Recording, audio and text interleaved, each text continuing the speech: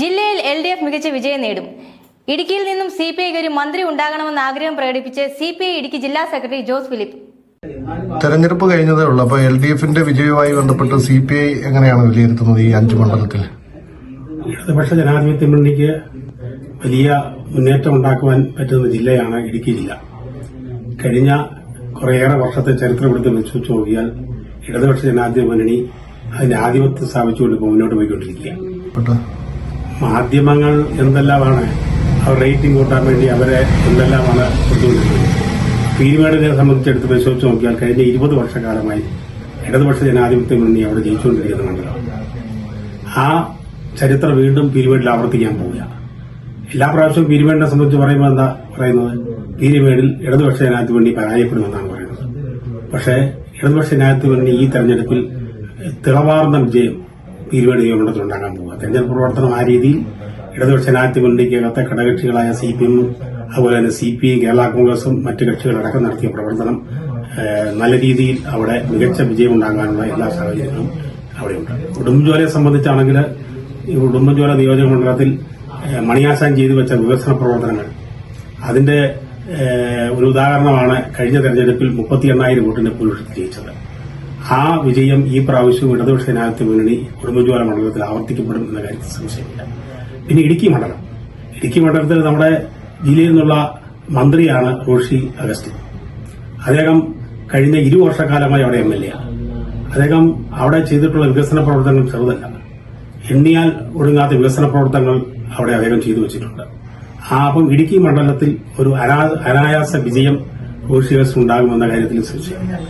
പിന്നെ ഇടതുപക്ഷ ജനാധിപത്യ മുന്നണി കാലങ്ങളായി ജയിച്ചുകൊണ്ടിരിക്കുന്ന മണ്ഡലമാണ് ദേവികുളം മണ്ഡലത്തിലെ ഏത് പ്രതികൂല സാഹചര്യങ്ങൾ എന്ത് വന്നാലും അവിടെ മികച്ച ഭൂരിപക്ഷത്തിൽ അവിടെ എന്നുള്ള നമ്മുടെ CPIയുടെ സഹാക്കൾ പറഞ്ഞത് ഏതാണ്ട് ഒരു 5,000 മുകളിൽ വോട്ടിന്റെ ഭൂരിപക്ഷത്തിൽ അവിടെ മികവാർന്ന വിജയം ഇടതുപക്ഷ ജനാധിപത്യ മുന്നണി ഉണ്ടാകുമെന്നാണ് പറഞ്ഞത്. രണ്ട് കക്ഷികളിൽ നിന്നും രണ്ട് നേതാക്കന്മാര് പാർട്ടി വിട്ടതുമായി ബന്ധപ്പെട്ട് ക്ഷീണമൊന്നും ഉണ്ടായിട്ടില്ല. അവിടെ അതൊന്നും പറഞ്ഞില്ല. രാജേന്ദ്രൻ എത്രയോ നാളുകളായി ഇങ്ങനെ BJP ചേരുന്നു പറഞ്ഞു, BJPയിലേക്ക് പോയി. അതിനുശേഷം അവിടെ CPI ഒരാളെ പാർട്ടിയിൽ നിന്ന് പുറത്താക്കി. അവർ രണ്ടുകൂടെ ചേർന്ന് തെരഞ്ഞെടുപ്പിന്റെ ഒരു 15-20 ദിവസം മുമ്പ് വലിയൊരു യോഗമൊക്കെ സംഘടിപ്പിച്ചിരുന്നു. പ്രകടനത്തിൽ ഏതാണ്ട് 1000-ഓളം പേര് അവരുടെ പാർട്ടിയിൽ ചേരും, BJP ചേരുമെന്ന് പറഞ്ഞു. പക്ഷേ അവിടെ നിന്നപ്പം ഏതാണ്ട് 100-ൽ താഴെ പേരാണ് അത് പങ്കെടുത്തത്. അതൊന്നും അവിടെ ആ വിജയത്തെ ആ ദേവികുളം മണ്ഡലത്തെ വിജയത്തിലാക്കി. ഇടതുപക്ഷ ജനാധിപത്യ മുന്നണി മികച്ച വിജയം ദേവികുളം മണ്ഡലത്തിൽ നേടുമെന്ന കാര്യത്തിൽ സംശയമില്ല. തൊടുപുഴ വോട്ടിംഗ് ശതമാനം കൂട്ടും എന്നാണോ അതോ വിജയം ഉറപ്പിക്കാമെന്ന് ഉറപ്പിക്കുമോ? തൊടുപുഴയിൽ നല്ല മത്സരം കാഴ്ചവെച്ചിട്ടുണ്ട്. ഇടതുപക്ഷ ജനാധിപത്യ മുന്നണിയെ സംബന്ധിച്ച് എല്ലാ കാലത്തിനേക്കാളും നല്ല മത്സരമാണ് തൊടുപുഴയിൽ കാഴ്ചവെച്ചിട്ടുള്ളത്. തൊടുപുഴയിലെ സ്ഥാനാർത്ഥി സിറിയക് ചാഴിക്കാടൻ ആ രീതിയിലുള്ള നല്ല പ്രവർത്തനം സംഘടിപ്പിച്ചു. ഇടതുപക്ഷ ജനാധിപത്യ മുന്നണി എല്ലാ പ്രാവശ്യത്തിനേക്കാൾ നല്ല മികച്ച വിജയം അവിടെ പ്രവർത്തനം അവിടെ കാഴ്ചവെച്ചിട്ടുണ്ട്. ഒരു പിന്തുടർച്ചാവകാശം എന്നൊക്കെ പറയുന്നത് അതൊന്നും അവിടെ തൊടുപുഴയിൽ ഏക്കുമെന്ന് എനിക്ക് തോന്നുന്നില്ല. തൊടുപുഴയിൽ നല്ല പ്രവർത്തനം കാഴ്ചവെച്ച് ജയത്തിനടുത്തേക്ക് എത്തുമെന്നാണ് ഞങ്ങൾ ഇപ്പോഴും പൂർണ്ണമായി വിശ്വസിക്കുന്നത്.